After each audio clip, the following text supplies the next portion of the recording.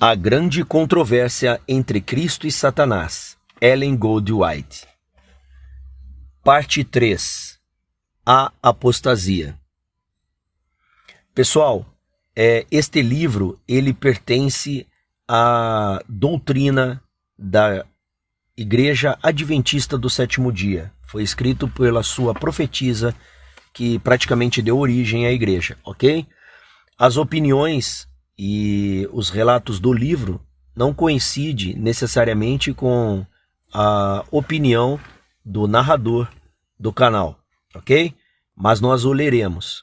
Este capítulo Apostasia, só um lembrete, ele vai fazer um confronto extremamente direto com a Igreja Católica. Este livro, ele não é mais publicado com essas partes.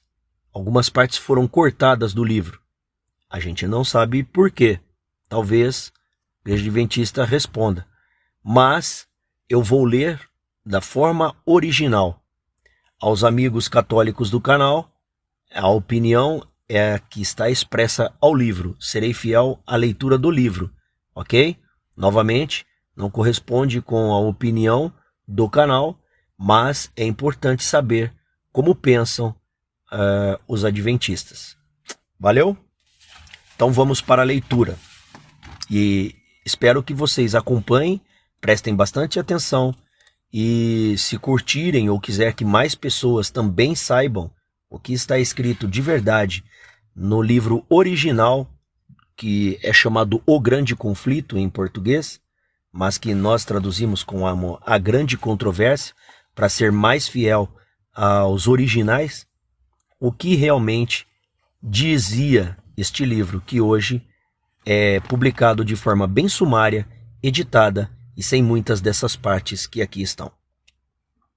Vamos à leitura. A apostasia.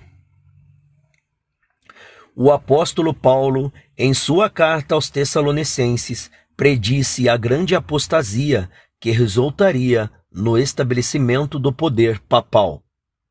Declarou que o dia de Cristo não viria sem que antes venha a apostasia e se manifeste o homem do pecado, o filho da perdição, o qual se opõe e se levanta contra tudo o que se chama Deus ou se adora, de sorte que se assentará como Deus no templo de Deus, querendo parecer Deus.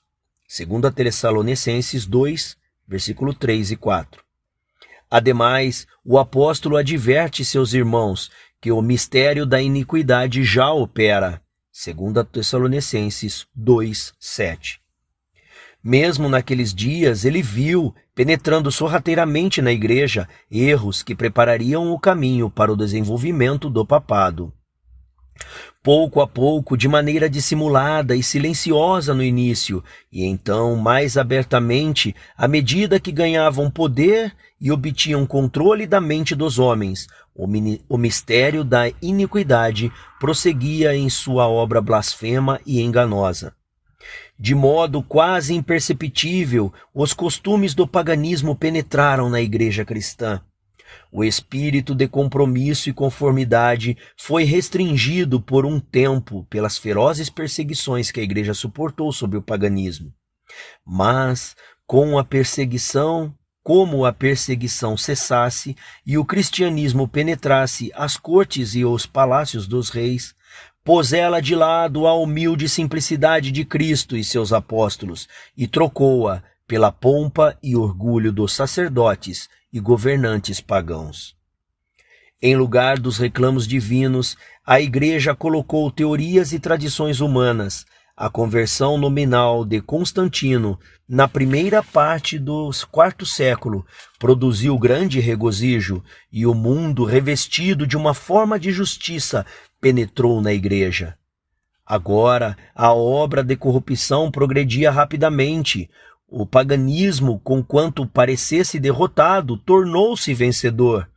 Seu espírito controlava a igreja, suas doutrinas, cerimônias e superstições foram incorporadas à fé e ao culto dos professos seguidores de Cristo. Esse compromisso entre o paganismo e o cristianismo resultou no desenvolvimento do homem do pecado, predito na profecia, como se opondo a Deus e exaltando-se acima dele. Esse gigantesco sistema de religião falsa é a obra-prima do poder de Satanás, um monumento a seus esforços para assentar-se no trono e governar a terra de acordo com a sua vontade. Satanás certa vez esforçou-se para firmar um compromisso com Cristo. Ele se achegou ao Filho de Deus no deserto da tentação e, mostrando-lhe todos os reinos do mundo e sua glória, propôs-lhe entregá-los todos em sua mão, se Jesus apenas reconhecesse a supremacia do príncipe das trevas. Cristo repreendeu o arrogante tentador e forçou a retirar-se, mas Satanás tem mais êxito ao apresentar as mesmas tentações ao homem. Para garantir honras e vantagens mundanas, a Igreja buscou o favor e o apoio dos grandes homens da terra, e tendo assim rejeitado a Cristo, foi ele introduzido a render obediência ao representante de Satanás, o bispo de Roma. Uma das principais doutrinas do romanismo é que o Papa é a cabeça visível da universal Igreja de Cristo, investido da suprema autoridade entre bispos e pastores em todas as partes do mundo. Mais do que isso, o Papa tem arrogado os títulos da divindade. Ele se nomeia Senhor Deus o Papa. Pretende ser infalível e exige que todos os homens lhe prestem homenagens. Assim, a mesma reivindicação feita por Satanás no deserto da tentação é ainda pretendida por ele através da Igreja de Roma. E vastas multidões estão prontas a prestar-lhe homenagens. Mas aqueles que temem e reverenciam a Deus enfrentam essa atrevida presunção, assim como Cristo enfrentou as solicitações do manhoso inimigo. Ao Senhor teu Deus adorarás, e só a ele darás culto. Lucas 4:8. Jamais deu a entender em sua palavra que haja apontado um homem para ser o cabeça da Igreja. A doutrina da supremacia papal está em direta oposição aos ensinos escriturísticos. O Papa não tem qualquer poder sobre a Igreja de Cristo, exceto por usurpação. Os romanistas têm insistido em acusar os protestantes de heresia e separação intencional da Igreja verdadeira. Mas essas acusações aplicam-se antes a eles mesmos. Eles são os únicos que depuseram a bandeira de Cristo e se afastaram da fé que uma vez por todas foi entregue aos santos. Judas 1:3. Satanás também sabia que as Santas Escrituras capacitariam os homens a discernir seus enganos e a resistir ao seu poder. Foi pela palavra que o próprio Salvador do mundo enfrentou seus ataques. A cada assalto satânico, Cristo erguia o escudo da verdade eterna, dizendo: está escrito. A cada sugestão do adversário, ele opunha a sabedoria e o poder da palavra para Satanás, para que ele pudesse manter sua dominação sobre os homens e estabelecer a autoridade.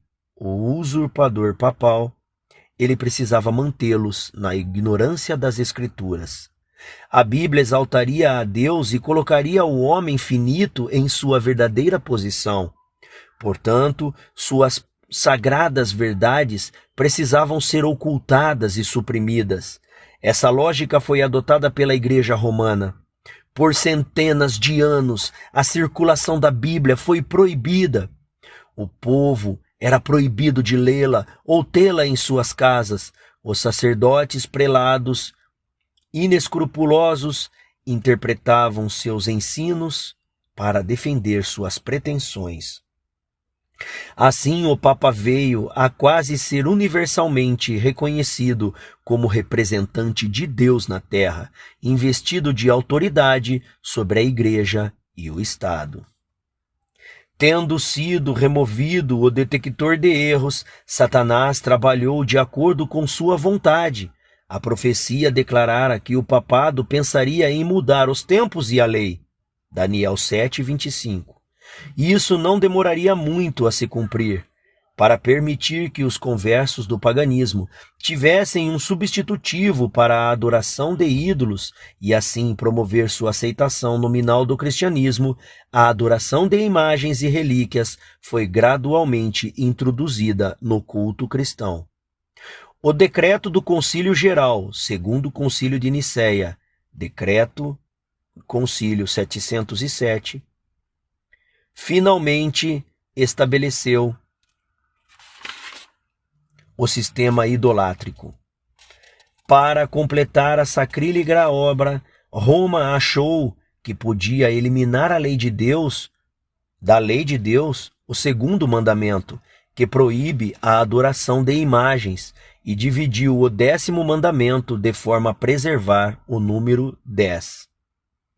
O espírito de permissividade para com o paganismo abriu caminho para um desrespeito ainda maior à autoridade celestial.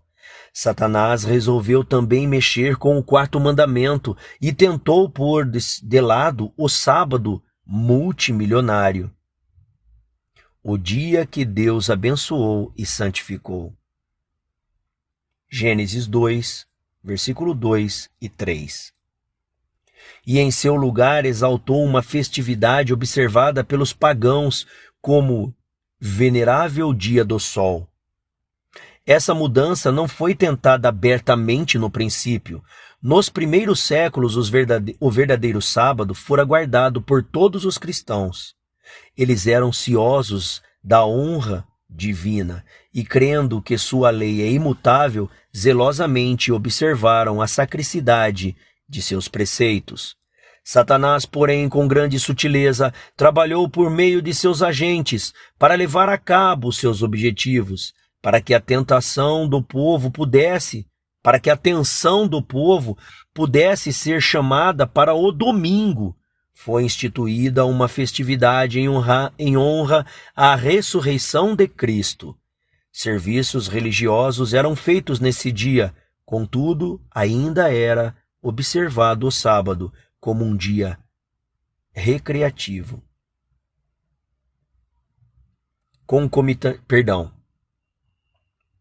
Eu li errado. Essa parte é importante para o livro, tá? Então vou retornar. Para que a atenção do povo pudesse ser chamada para o domingo, foi instituída uma festividade em honra à ressurreição de Cristo. Serviços religiosos eram feitos nesse dia, contudo, ainda era ele observado como um dia recreativo. Concomitantemente, o sábado ainda era zelosamente guardado. A fim de preparar o caminho para a obra que ele se propusera realizar, Satanás conduzira os judeus, antes do advento de Cristo, a sobrecarregar o sábado com mais rigorosas exigências, tornando sua observância um fardo pesante. Agora, tirando vantagens da falsa luz que havia produzido sobre o sábado, lançou desprezo sobre ele, como sendo uma instituição judaica. Conquanto os cristãos continuassem observando o domingo como um dia de lazer, Satanás os dirigiu para que mostrassem seu ódio ao judaísmo, fizessem do sábado um dia de tristeza, jejum e melancolia. Na primeira metade do século IV, o imperador Constantino baixou um decreto tornando o domingo uma festividade pública através de todo o Império Romano. Ver apêndice nota 1. O dia do sol era reverenciado por seus súditos pagãos e honrado pelo cristianismo. Era a política do imperador unir os interesses conflitantes do paganismo e do cristianismo. Ele foi persuadido pelos bispos da igreja a fazer isso, os quais, movidos pela ambição e sede de poder, perceberam que se o mesmo dia fosse observado tanto por cristãos quanto por pagãos, isso promoveria a aceitação nominal do cristianismo pelos pagãos, fazendo assim prosperar o poder e a glória da igreja. Mas conquanto os cristãos fossem gradualmente levados a observar o domingo como tendo certo grau de santidade, eles ainda tinham o verdadeiro sábado como o santo dia do Senhor e o observavam em obediência ao quarto mandamento. O arqui-enganador não havia ainda completado sua obra. Estava ele resolvido a unir o mundo cristão sob sua bandeira e exercer seu poder através de seu vice-regente, o orgulhoso pontífice que reivindicava ser o representante de Cristo.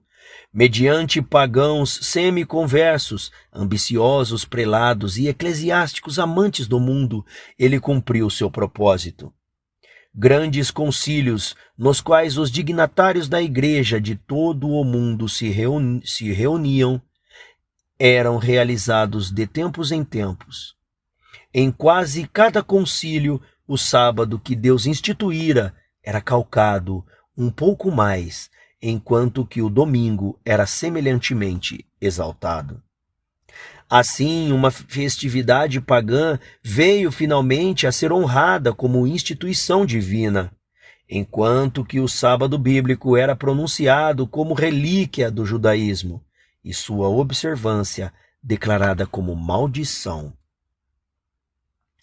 O grande apóstata fora bem-sucedido em exaltar-se contra tudo o que se chama Deus ou se adora.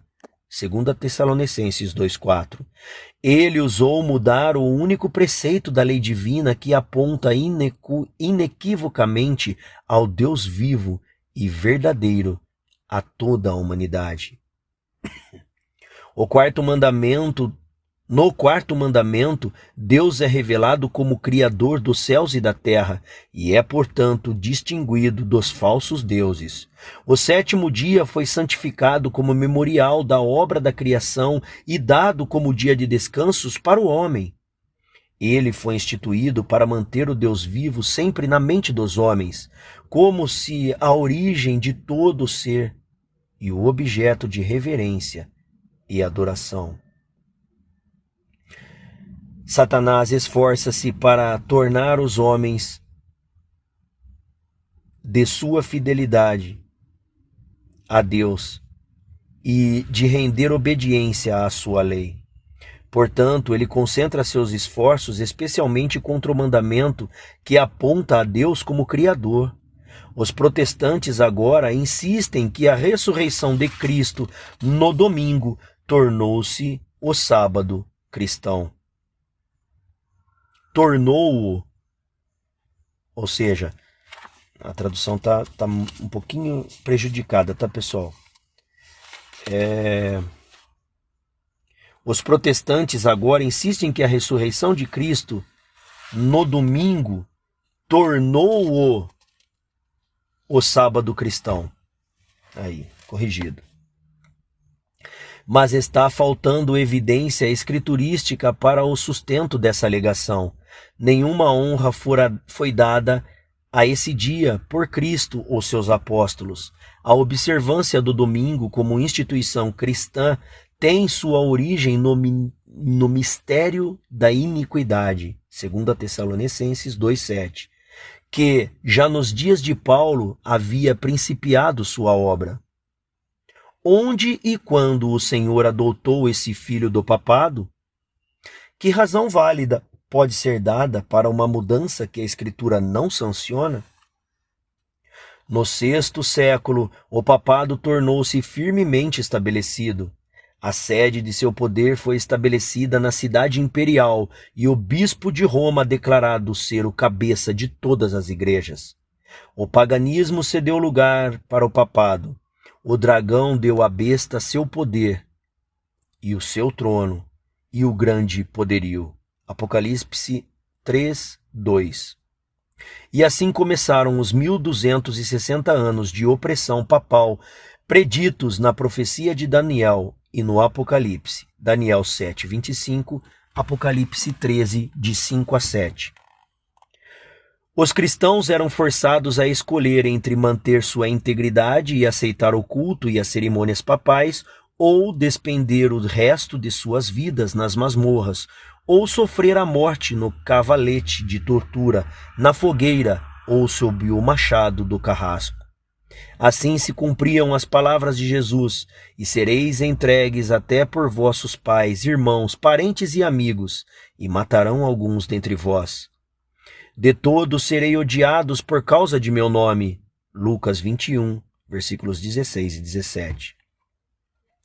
A perseguição desabou sobre os fiéis com grande fúria, como nunca dantes ocorrera, e o mundo tornou-se um vasto campo de batalha.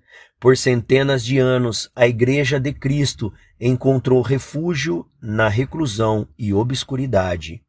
Disse o profeta: a mulher, porém, fugiu para o deserto, onde havia Deus preparado lugar para que nele se sustente durante 1260 dias. Apocalipse 12, 6. A ascensão da Igreja Romana ao poder marcou o início da Idade Escura. Quanto mais o seu poder se ampliava, mais as trevas se aprofundavam. A fé foi transferida de Cristo, o verdadeiro fundamento para o Papa de Roma. Em lugar de confiar no Filho de Deus para perdão dos pecados e salvação eterna, o povo olhava para o Papa e os sacerdotes e prelados a quem ele delegara autoridade. Ensinava-se-lhes que o Papa era seu mediador terreno e que ninguém poderia chegar-se a Deus exceto através dele, e que, ademais, ele estava em lugar de Deus e devia ser implicitamente obedecido. Um desvio dessas exigências era razão suficiente para a mais severa punição sobre os corpos e almas dos ofensores. Assim, a mente do povo era desviada de Deus para os homens falíveis, erradios e cruéis, e pior ainda, para o próprio príncipe das trevas, que exercia seu poder através deles. O pecado era travestido de roupagem de santidade. Quando as escrituras são suprimidas, o homem começa a sentir-se supremo. Podemos superar somente fraudes, enganos e tremenda iniquidade com a elevação das leis e tradições humanas. Ficou manifesta a corrupção, que sempre resulta de se pôr de lado a lei de Deus. Estes foram dias de perigo para a Igreja de Cristo. Os fiéis porta-estandartes eram realmente poucos, embora a verdade não fosse deixada sem testemunhas. Às vezes, parecia que o erro e a superstição iriam prevalecer totalmente, e a verdadeira religião seria banida da terra. O Evangelho foi perdido de vista, mas se multiplicaram as formas de religião, e o povo foi sobrecarregado com rigorosas exigências. Esse era ensinado não apenas a olhar o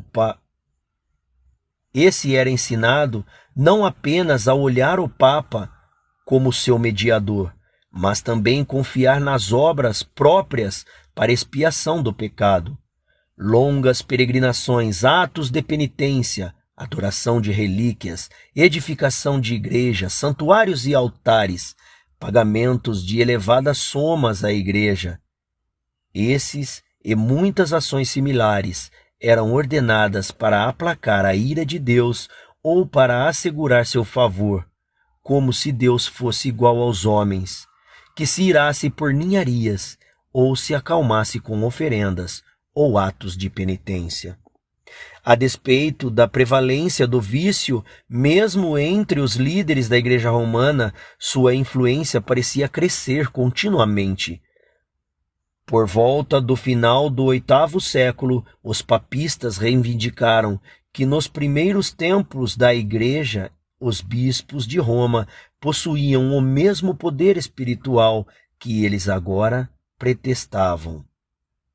Para estabelecer essa reivindicação, alguns meios precisavam ser empregados para lhes dar faces de autoridade, e esses foram prontamente sugeridos pelo pai da mentira, Antigos escritos foram forjados pelos monges, decretos de concílios dos quais antes nunca se ouviu, foram descobertos, estabelecendo supremacia universal do Papa desde os tempos primitivos.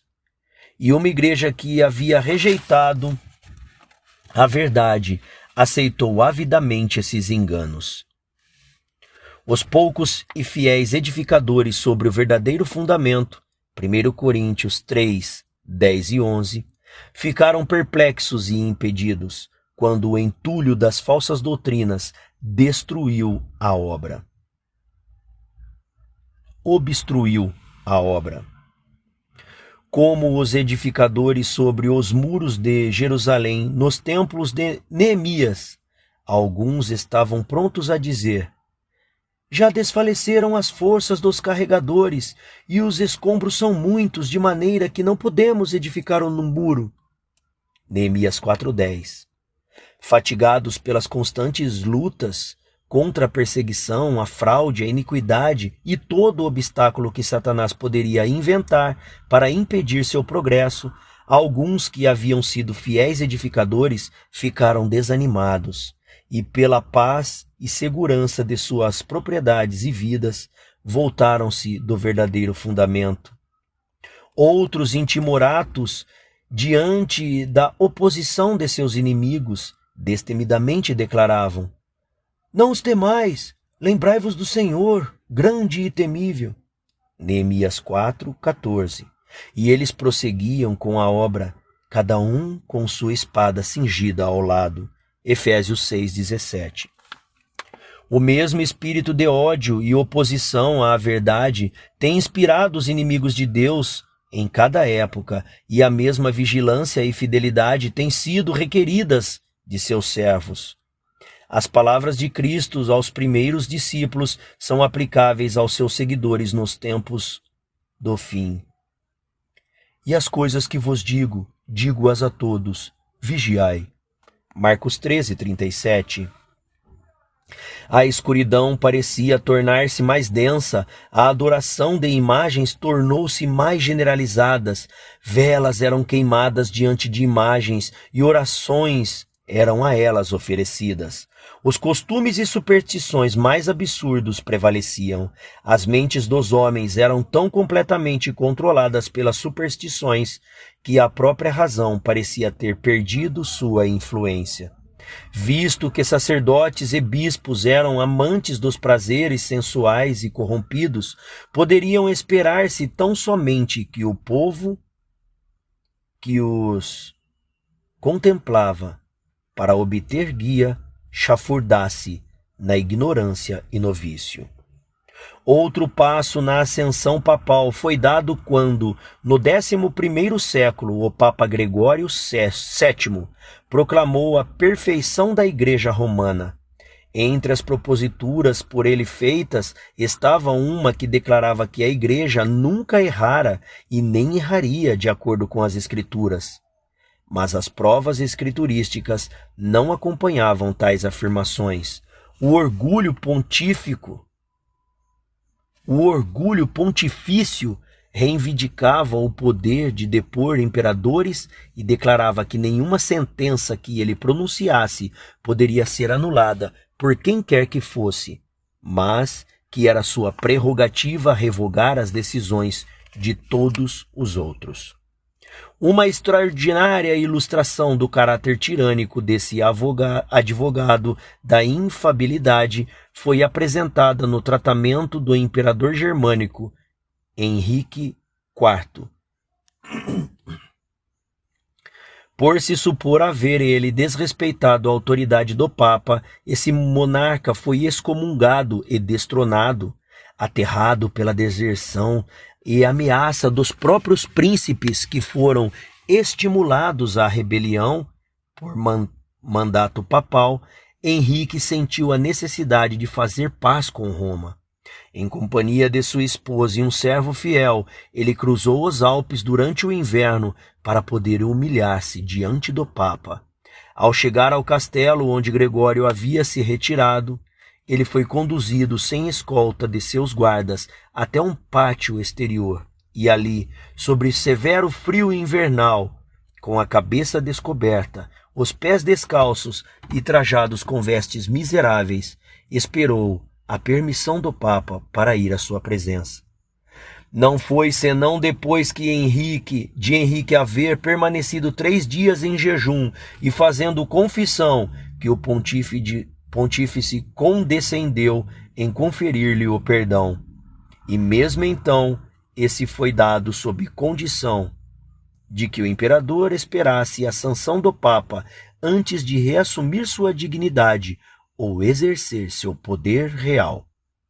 E Gregório, orgulhoso com esse triunfo, gabou-se de que era seu dever abster o orgulho dos reis.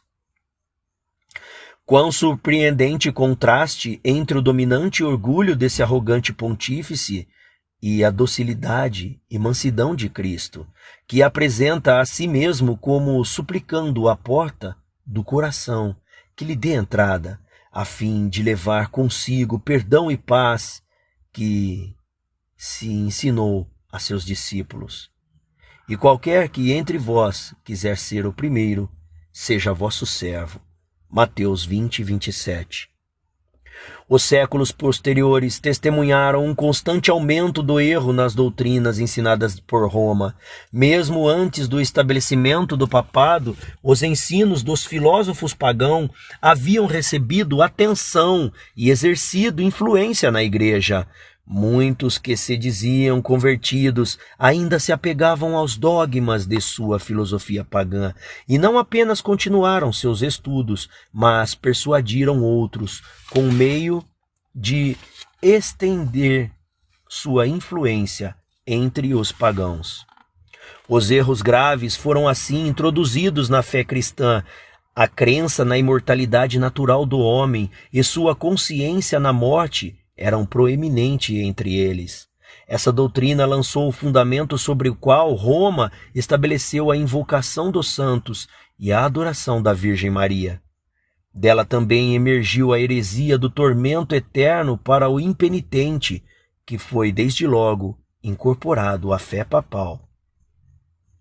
Então foi preparado o caminho para a introdução de uma outra invenção do paganismo, ao qual Roma chamou de purgatório, e que foi empregada para aterrorizar as multidões crédulas e supersticiosas.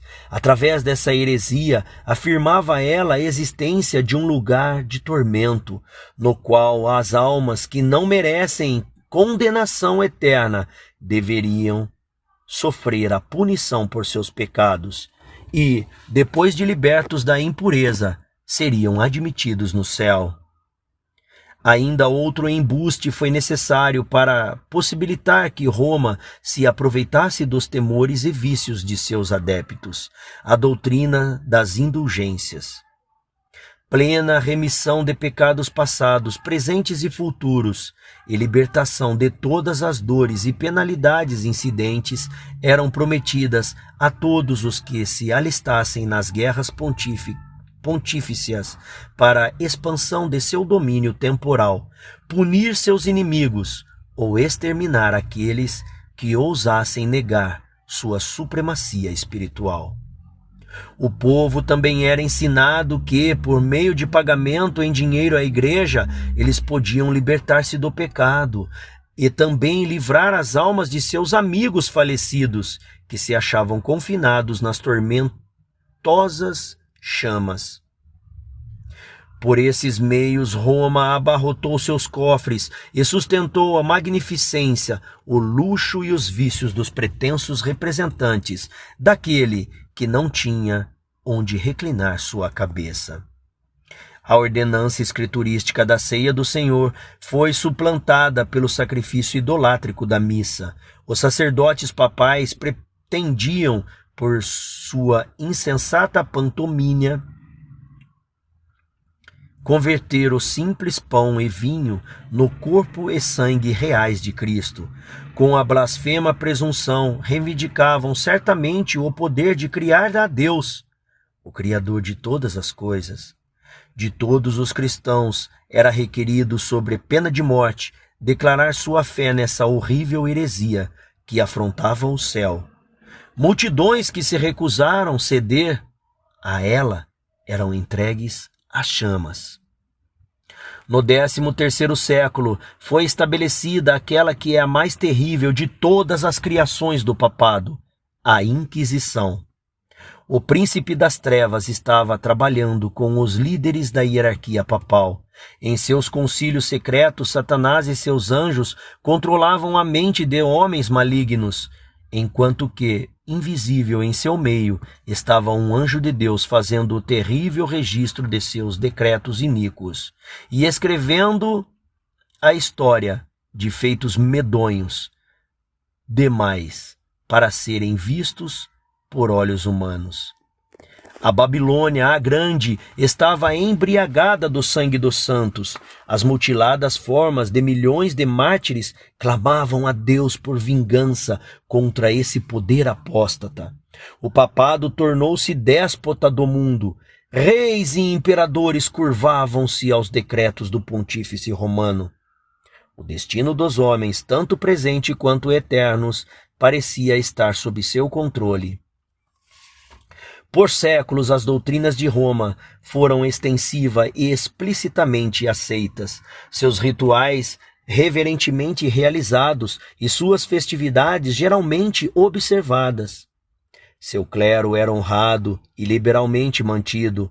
Nunca dantes a Igreja Romana alcançou maior dignidade, magnificência, o poder. O meio-dia do papado foi a meia-noite moral do mundo. As escrituras sagradas eram quase desconhecidas, não apenas do povo, mas também dos sacerdotes. Como os fariseus do passado, os líderes papistas odiavam a luz que revelaria seus pecados. Com a lei de Deus, o padrão da justiça, removida, eles exerciam poder ilimitado e praticavam o vício sem restrição. Prevaleciam a fraude, a avareza, a devassidão, os homens que não recuavam diante de nenhum crime que lhes pudesse trazer riqueza ou posição. Os palácios dos papas e prelados eram palco da mais vil libertinagem. Alguns dos pontífices reinantes eram culpados de crime tão revoltantes que os governadores seculares esforçavam-se por depor esses dignatários eclesiásticos como monstros excessivamente vis para serem tolerados. Por séculos, a Europa não logrou nenhum progresso no conhecimento, nas artes ou na civilização. Desabara sobre o cristianismo uma paralisia moral e intelectual. A condição do mundo sob o domínio papal apresentava o terrível e chocante cumprimento das palavras do profeta Oséias. O meu povo está sendo destruído porque lhe falta conhecimento, porque tu, sacerdote, rejeitaste o conhecimento, também eu te rejeitarei, visto que te esqueceste da lei do teu Deus, também eu me esquecerei de teus filhos. Oséias 4:6. Porque nela não há verdade, nem amor, nem conhecimento de Deus. O que só prevalece é perjurar, mentir, matar, furtar e adulterar. E há arrombamentos e homicídios sobre homicídios. Oséias 4, versículos 1 e 2. Tais foram os resultados do banimento da palavra de Deus.